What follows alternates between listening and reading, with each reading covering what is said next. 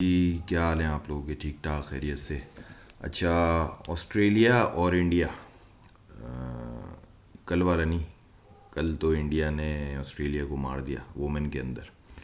अभी जो ऑस्ट्रेलिया और इंडिया का 2020 सीरीज़ चल रही है, जिसका पहला मैच वॉश आउट हो गया था, दूसरा मैच आज था, तो इसके अंदर जो है वो ऑस्ट्रेलिया ने टॉस जीता और पहले जो है वो इंडिया को बैटिंग कराई।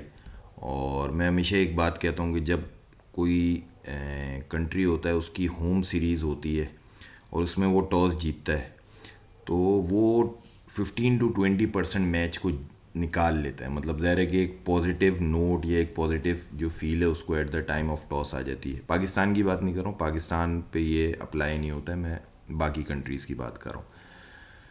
तो उन्होंने टॉस जीता और इनको पहले बैटिंग करा दी, और जब बैटिंग कराई तो ज़ाहिर है कि एक अच्छी स्ट्रॉन्ग लाइनअप, गिल, फिर आपका अभिषेक शर्मा, फिर संजू, फिर आपका जो है वो अक्षर पटेल, फिर सूर्या कुमार, फिर डूबे, फिर तो इस तरह करके एक उनकी बैटिंग लाइन, लेकिन अच्छी तगड़ी बैटिंग लाइन। और ज़ाहिर है पहला मैच जब वॉश आउट हो गया था, तो एक तरीके से पहला मैच ये था, अब 4 मैच रह गए थे। तो स्टार्ट किया और शुरू में शुभमन गिल का आउट हो जाना, थोड़ा सा बैकफुट, लेकिन दूसरे एंड से अभिषेक शर्मा, जिसकी मैं उसको बहुत हाई रेट करता हूँ, पहले भी अभी एशिया कप या उससे पहले या इनिशियल जो उसने सनराइजर्स हैदराबाद की तरफ से जो परफॉर्मेंसेस दी थी, तो उसके हिसाब से उसने जो है वो लेके चलते रहे और एट द एंड 68 रन उसने किए और एक अच्छी इनिंग खेली, जिसके अंदर कोई भी जो बाकी बैटिंग लाइन जो इंडिया की जिस तरह से उसने परफॉर्म किया, तो वो फील नहीं आ रहा था कि यार ये भी उन्हीं पिच पे खेल रहे हैं या उन्हीं बॉलर्स को खेल रहे हैं।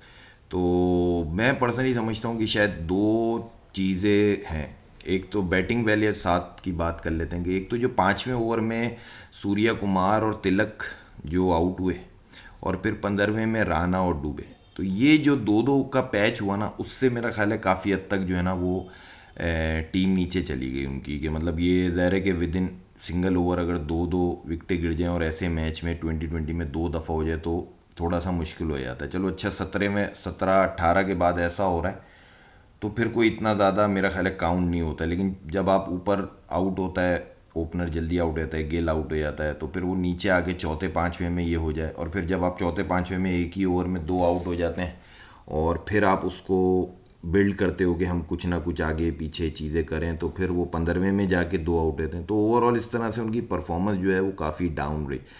और जहाँ तक ऑस्ट्रेलिया की बॉलिंग का ताल्लुक है, तो हैज़लवुड, नो डाउट मैं कहता हूँ कि ये लोग जो अगर एक्यूरेसी लेवल को देखना है, स्पेशली इन T20, तो मेरा ख्याल है हैज़लवुड से बड़ा जो है ना वो इस वक्त कोई बॉलर है नहीं। अगर आप उसको देखेंगे तो वो मतलब स्टार्क हो गया, ऑर्चर हो गया, इधर बुमराह भी कर रहा है चीज़ें, लेकिन जो लाइन लेंथ एक्यूरेसी, अब जो अकॉर्डिंग टू द फील्ड, या जो भी बॉलर्स के जो पॉजिटिव पॉइंट्स होते हैं या जो बॉलर की स्ट्रेंथ होती है, हेजलवुड के अंदर वो सारी चीज़ें, और वो उसको कैरी कर रहा है। और परफॉर्मेंस दे परफॉर्मेंस एक तरीके से होता है ना, परफॉर्मेंस फिर परफॉर्मेंस फिर परफॉर्मेंस। तो अगर परफॉर्मेंस ये नहीं है कि सिर्फ आउट कर दिया, आज उसने 3 आउट कर दिए तो परफॉर्मेंस नहीं।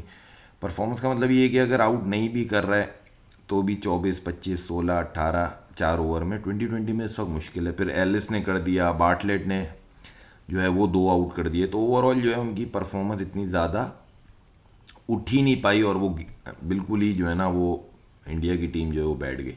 और फिर सही दूसरी चीज़ जो आप लाइन और लेंथ को देखते हैं, वो एक चीज़ ये होती है कि यार जो मैं हमेशा अपने, हम जब पाकिस्तान की बात करते हैं कि जब बॉलर करता है, तो चाहे वो 2020 हो, 50 हो, या टेस्ट मैच हो, बॉलर और कीपर का कोऑर्डिनेशन कितना है। तो आप देखें तो हमारे यहाँ ये होता है कि जैसे मैंने एक टेस्ट अभी पीछे मैच हुआ था, तो मैंने उसमें भी ये बात हुई थी कि जो बॉलर हमारे बॉल कर रहे थे, तो रिजवान ने मेरा ख्याल है हार्डली 20 ओवर में 4 या 5 बॉलें पकड़ी, ठीक है, बॉल ही नहीं आई उसके पास। तो इसका मतलब है कि बॉलर की बॉल में वो चीज़ ही नहीं थी जिसको आप कह सको कि बैट्समैन लेफ्ट कर रहा है, बीट हो रहा है, कुछ भी है।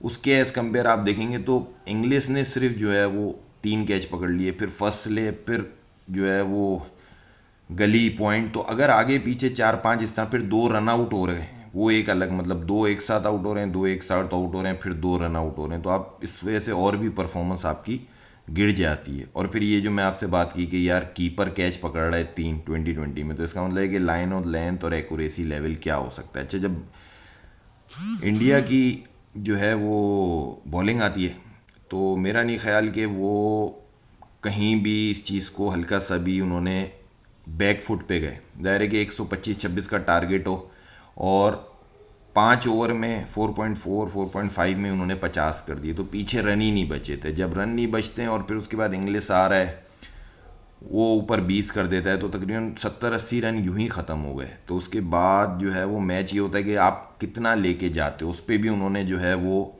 मैं ये समझता हूँ कि रादर उनकी 6 विकेटें गिरी, लेकिन उन्होंने टेम्पो को नहीं तोड़ा और उन्होंने उस टेम्पो को बरकरार रखा और 13वें 14वें ओवर में जाके उन्होंने उसको टारगेट को अचीव कर लिया। अब उसके साथ सीरीज़ में 1-0 की उनको लीड हो गई। अच्छा, इशू क्या है कि इस वक्त जो इंडिया का, मैं पर्सनली समझता हूँ कि अक्सर वो क्या नाम है उसका, चक्रवर्ती, कुलदीप और बुमराह, ये 4 बॉलर तो इंडिया के डन है, ठीक है, ये 4।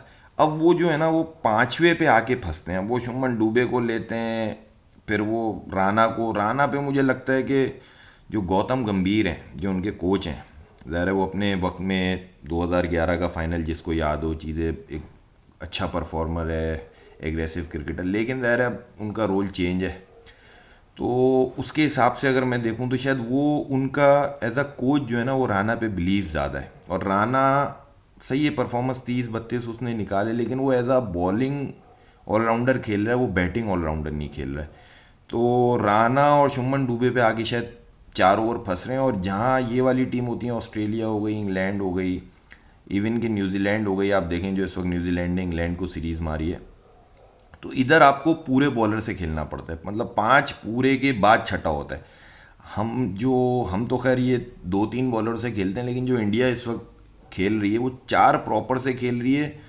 देन वो राना, डूबे और इधर उधर जो वो जुगाड़ ढूंढ रहे हैं, मेरा नहीं ख्याल कि उनको ये करना चाहिए। आप प्रॉपर, ऑस्ट्रेलिया की विकेटें इस तरह की होती हैं, आप प्रॉपर बैट्समैन के साथ जाओ। और फिर दूसरी चीज़ कि अगर आप बैटिंग को थोड़ा इन डेप्थ करते भी हो तो फिर आपके पास छठे पे ऑलरेडी अक्सर आ जाता है। तो अक्सर पटेल ऑलरेडी रन कर रहा है, और फिर मैं नहीं समझता कि फिर राना को होना चाहिए। मतलब आपके पास अगर राना के लेवल को करना है तो फिर आप रेडी को चले आओ, जो आपको एक अच्छी वो दे सके कि भाई मतलब एक प्रॉपर थोड़ी बहुत अगर बैटिंग आपको चाहिए तो वो एक जो है वो रेडी की शक्ल में। वरना अगर मेरा अपना पर्सनल हो तो मैं तो ये कहूँगा कि बुमराह और आप अर्शदीप, और फिर जो है वो अक्सर कुलदीप और चक्रवर्ती, ये 5 का कॉम्बिनेशन आप बना सकते हो। हाँ, कुलदीप चक्रवर्ती में आप कहीं ना कहीं चक्रवर्ती की जगह आप, ज़ाहिर है आपकी बेंच पे जो है वो वॉशिंगटन सुंदर भी है, तो वो चेक हो सकता है, वो एक ऑप्शन है। लेकिन बॉलर जो है वो 5 स्ट्रेट होने चाहिए, एज़ कम्पेयर के आप 4 के बाद थोड़ा सा जो है ना वो पजल हो जाते हैं। अभी ज़ाहिर है कि अभी एक ही मैच हुआ है, अगर हम उसको देखते हैं तो पहला मैच तो वॉश आउट था। तो स्टिल जो है अभी सीरीज़ ओपन है, और थोड़ा सा जो चीज़ें हैं वो ये है कि मेरा ख्याल है कि इंडिया को थोड़ा सा अपनी बेंच को यूटिलाइज़ करना चाहिए। तो वो अभी तीसरे में कर लेंगे तो उनके पास थोड़ी सी सिनेरियो बन जाएगा, एज़ कम्पेयर के वो तीसरे में अगेन अनचेंज पे जाएं। चलो पिछले गेम से वो अनचेंज पे गया, गेम हुआ ही नहीं था, चीज़ें थी, लेकिन अब अगले में अगर वो अनचेंज पे जाते हैं और उसमें कोई चीज़ नहीं होती तो वो फिर एक मुश्किल हो जाएगी। जैसे अर्शदीप है, अभी वो बेंच हुआ है, वॉशिंगटन सुंदर है, साथ में पीछे आप देखें काफ़ी टाइम से बेंच चल रहा है, लेकिन ज़ाहिर है तिलक की भी परफॉर्मेंस आ जाती है, डूबे भी वो ऑन एंड ऑफ चले जाता है, तो रिंकू बिल्कुल भी जो है वो अभी जो है वो 11 में नहीं आ रहा है। तो इस तरह से करके इंडिया की ओवरऑल जो पोजीशन है वो ज़ाहिर है कि एक अच्छी तगड़ी टीम है। और हार जीत वही है कि मैं तो पर्सनली ये हमेशा से मेरा एक पॉइंट ऑफ व्यू है कि यार जो अच्छा खेलता है वो जीतता है, जो बुरी परफॉर्मेंस देता है वो हार जाता है, वो कोई भी किसी भी दिन हो सकता है। तो मैच इतना अच्छा नहीं हुआ, मतलब ज़ाहिर है कि इंडिया ऑस्ट्रेलिया का मैच हम एक्सपेक्ट करते हैं कि अच्छे तगड़े मैच होंगे, लेकिन वो नहीं हुआ, और ज़ाहिर है वन साइडेड हो गया। फिर ऊपर उनका मार्श जिसको मैं बहुत हाई रेट, अब पहले मैं इसका दूसरा भाई था वो जो है वो शॉन मार्च, वो ज़्यादा वो होता था, लेकिन इसने जो है ना आके अपने आप को बहुत ज़्यादा ग्रूम और चीज़ें, मतलब इसका जो लेवल ऑफ अटैक है, जितना ये ओपन शोल्डर ब्रॉड उस पर ये खेलता है और जितना ये तो अच्छे बड़े बॉलर को भी ये दबाता है। तो ये इसका एक है। और फिर ज़ाहिर है कैप्टन हो गया, आपका एक कॉन्फिडेंस है और फिर परफॉर्मेंस हो रही होती है, तो फिर हर चीज़ पॉजिटिव जा रही होती है। तो उम्मीद करते हैं कि तीसरे मैच में जो है वो इंडिया अच्छा बाउंस बैक करेगा। बॉलर के हवाले से मैं फिर कहूँगा कि मेरा ख्याल है कि उन्हें अर्शदीप को एक प्रॉपर रेगुलर जो बॉलर है उसके साथ जाना चाहिए। ज़ाहिर है बुमराह कर रहा है, 2 आउट कर रहा है, साथ में जो है आपके दूसरा एक बॉलर था, क्या नाम है उसका, कुलदीप है, वो कर रहा है। तो ये लड़के अगर कर रहे हैं चीज़ें, लेकिन कहीं ना कहीं आगे जब तक पांचवा बॉलर आपके पास नहीं है तो ऑस्ट्रेलिया जैसी साइड को थोड़ा मुश्किल हो जाता है। Thank you.